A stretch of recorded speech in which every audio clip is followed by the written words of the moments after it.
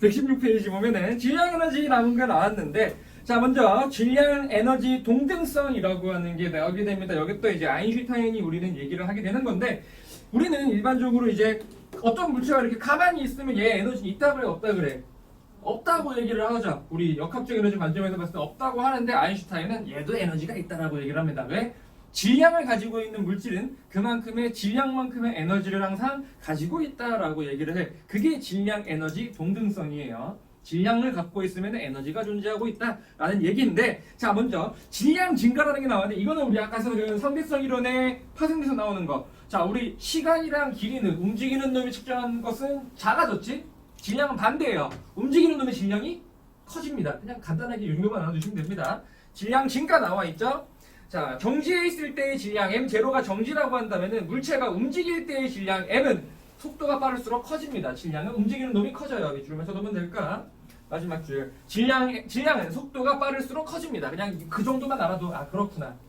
길이 수축이랑 시간은, 길이랑 수축은 짧아졌지만 질량은 커지구나. 거의 안 물어볼 거지만 그렇구나 정도 알아두시고, 그래서 아인슈타인 아까 얘기했던 질량 에너지 동등성에 대해서 얘기를 합니다. 질량을 가지고 있으면 그 물질은 에너지를 가지고 있다라고 아인슈타인이 어마어마한 수식을 하나 만들어내죠. E는 mc 제곱이라고 하는 걸 만들어내죠. 에너지는 질량 곱하기 p, 빛의 속력의 제곱에 관련 이만큼의 에너지를 가지고 있다라는 거야. 그러면 이제 정지해 있는 물체도 질량이 있을까? 정지 질량을 m0라고 한다면 이만큼의 에너지가 있는 거예요. 질량 에너지 동등성의 관점에서 보면은 얘도 에너지는 있는 겁니다. 일반적인 우리 물리학적인 관점에서는 얘는 없지만, 정지 에너지 나와 있네. 정지 에너지, 정지한 물체가 가지고 있는 에너지 나와 있지. 정지가 알아두세요. 정지에 있어도 물체는 가지고 있다. 에너지를 가지고 있다. 그렇구나. 그래서 자 밑에 질량결손이라는 단어가 갑자기 나오게 되는데, 질량결손이라고 하는 거는 뭐냐? 우리 고1 때 잠깐 배웠었는데, 핵융합하면서 질량결손이라고 하는 거는 화학 반응이 핵 반응이 뭐가 일어나가지고 반응 전후를 비교를 했을 때 질량이 줄어드는 현상을 질량결손이다라고 얘기를 합니다. 질량이 줄어들어요. 핵 반응을 할 때는. 그래갖고 지금 질량결손 나와 있는데, 핵 반응 후는 전보다 줄어든 질량이 되겠죠. 그거를 우리는 질량결손이다라고 얘기를 합니다. 앞으로 질량결손하면 뭔 얘기인 줄 알아야 돼. 질량결손. 지금 밑에 나와 있지. 양성자랑 중성자가 저렇게 있는데 헬륨 원자핵으로 됐을 때 질량은 줄어들게 될 것이다. 이거를 질량결손이다라고 얘기를 하는데, 이 얘기를 왜 하고 싶으냐면 요것 때문에 그런 거야. 그럼 이 물체가 E는 mc제곱이 이 물체가 가지고 있는 에너지잖아. 그럼 질량이 줄어들었다면 그만큼의 이 물체가 가지고 에너지가 줄어들었다는 건 그만큼 에너지를 방출한다는 얘기가 되겠지? 그래서 우리 그러면은 질량 에너지 동등성 관점에서 질량이 줄어들면 에너지를 방출하는 건데, 얼마만큼? 질량이 변한 만큼 요만큼의 에너지를 방출해내겠네요. 그래서 질량이 줄어든 만큼 에너지를 방출합니다. 요게 무슨 수식이죠? 핵폭탄 수식이죠? 핵반응 수식이에요. 그렇지? 핵융합 반응, 핵분열 반응 전부 다 질량은 줄어듭니다. 에너지를 방출해 나갈 거니까요. 그래서 밑에 핵분열과 핵융합이 나와 있는데, 핵반응 질량결손과 에너지가 나와 있지. E는 델타 mc 제곱이고 외울 필요도 없는 수식, 외우는 게 어렵지도 않은 수식. 아무튼 질량이 줄어든 만큼 에너지는 발산한다는 거. 질량 증가하지 않아요. 핵반응하면 줄어들어요. 그 원리가 오른쪽에 질량 에너지의 동등성이 얘라 그래서 쌍생성과 핵반응 이런 게 있는데, 쌍생성이라고 하는 건 우주 빅뱅 초기 때 일어나는 건데 그냥 그거야. 고에너지에서 질량을 가진 중성자나 이런 애들이 만들어졌다. 전자나 이런 애들이 만들어졌다는 뜻이에요. 그러니까 에너지가 질량으로 전환된 케이스가 되겠지. 그 다음에 질량이 에너지로 전환된 케이스는 아까 핵반응, 핵융합이나 핵분열이든 질량이 줄어들면 그만큼 에너지가 방출될 것이다. 그러니까 질량 에너지는 동등하다라는 얘기를 하고 싶었던 거고, 원자핵의 표기법, 이거 화학을 한 친구들은 알겠지만 우리 원자라고 하는 게 이렇게 있잖아. 그러면 우리 원자의 우리 숫자 4개 쓰죠. 이렇게 여기다가 뭐 쓰지? 개수 쓰죠. 개수, O2 이런 거. 여기다가는 전하량 쓰지. 플러스 마이너스, 2 플러스 2 마이너스. 여기 중에다 뭐 쓰죠? 중요하죠. 화학 하신 분들은 당연히 알겠지. 원자 번호 쓰죠. 여기다가 원자 번호 써요. 원자 번호 우리 주기율표 외웠잖아. 수소, 헬륨 그 번호 그 순서예요. 그 다음에 여기다가는 뭘 쓰냐? 질량수라는 걸 쓸 거거든.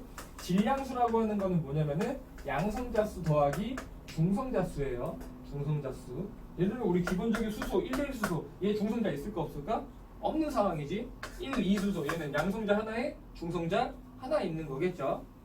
질량수는 이렇게 표현을 할 거야. 이렇게 표현을 할 거야. 요게 뒤에 이제 핵 반응을 할 때 잠깐 필요한 개념인데, 자 오른쪽 넘어와서 이제 핵 분열과 핵 융합에 대해서 우리는 배우게 됩니다. 자, 핵 분열부터 한번 우리 봐볼게요. 둘 다 핵 반응이야. 둘 다 핵 반응. 핵 분열부터 보면은 핵 분열은 이것도 우리 고1 때 성화학 때 잠깐 나왔던 거기는 한데, 핵 분열이 우리 원자력 발전소에 일어나는 핵 반응이죠. 핵 반응은 자 일단 원재료가 우라늄이지. 235 우라늄 질량수가 235 우라늄 92번이었을 거야 아마. 맞죠? 92. 우라늄에다가 중성자를 때려 박습니다. 중성자를 때려 박아요. 보통 0, 1, 양성자 0, 중성 질량수 1. 얘는 중성자가 되겠지.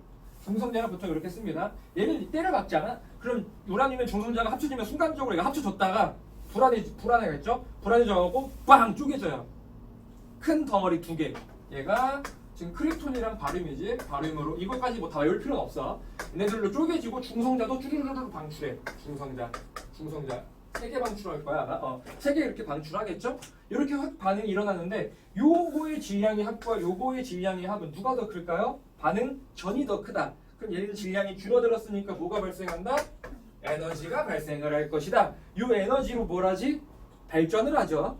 이 에너지로 물을 끓여가지고 물이 터빈을 돌려서 전기를 만들어내지 원자력 발전소의 원리가 되겠죠.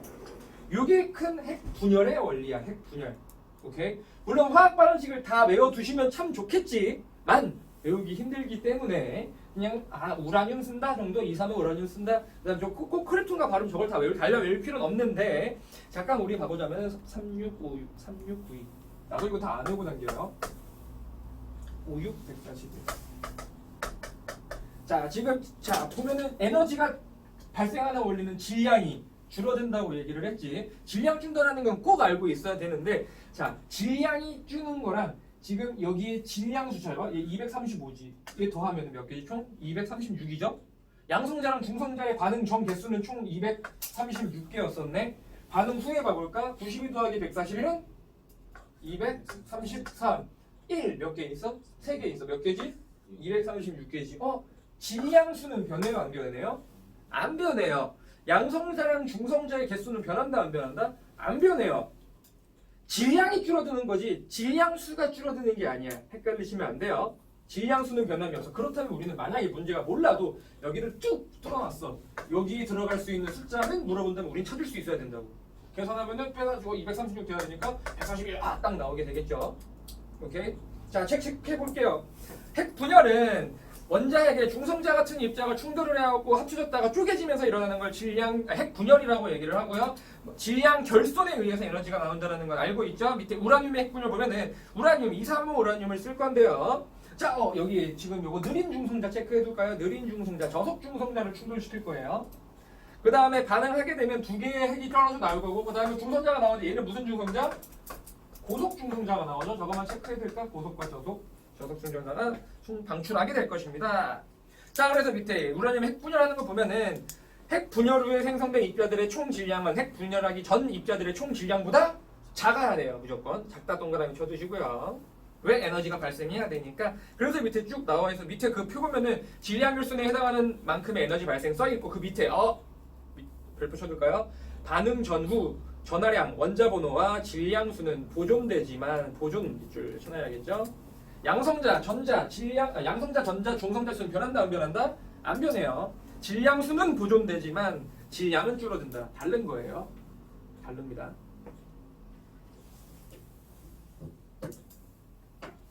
헷갈리지 마시고요. 그러면은 우리 요거 잘 봐. 그럼 여기서 얘가 우라늄을 집어넣고 중성자 탁 때렸어. 그럼 딱 반응했어. 근데 얘를 또 반응시키면 또 중성자 또 때려 박아야 되겠지? 근데 여기 방어하면 여기도 중성자가 나오잖아. 그럼 여기 있는 애를 여기다 또 때려 박으면 될까? 될 수 있을 거라 생각을 하는데 얘는 저속이고 얘는 고속이야. 그러면 얘를 여기다 쓸 수가 없겠지. 근데 그러면 생각을 한 거야. 그럼 얘의 속도를 늦추게 되면 여기다 곧바로 때려 박을 수가 있겠네.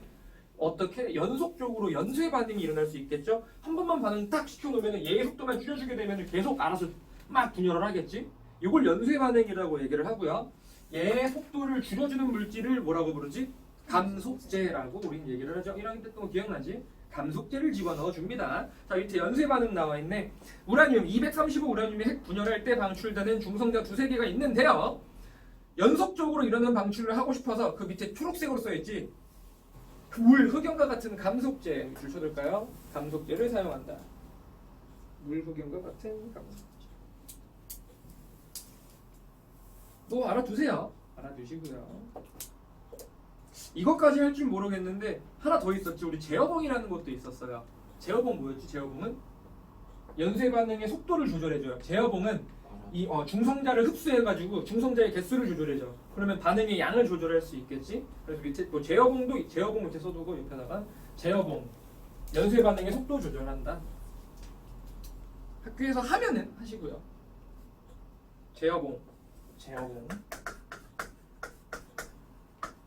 연쇄 반응의 속도 조절.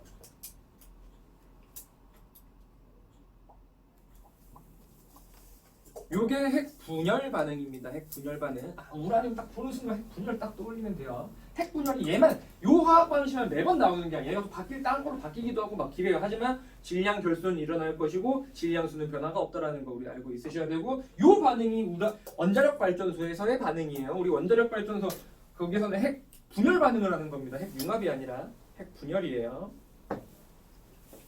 자, 그 다음 오른쪽에 핵발전 나와있지. 핵발전 과정에서는 핵분열의 연쇄 반응 속도를 조절해요. 핵분열로 우리는 하고 있다라는 거.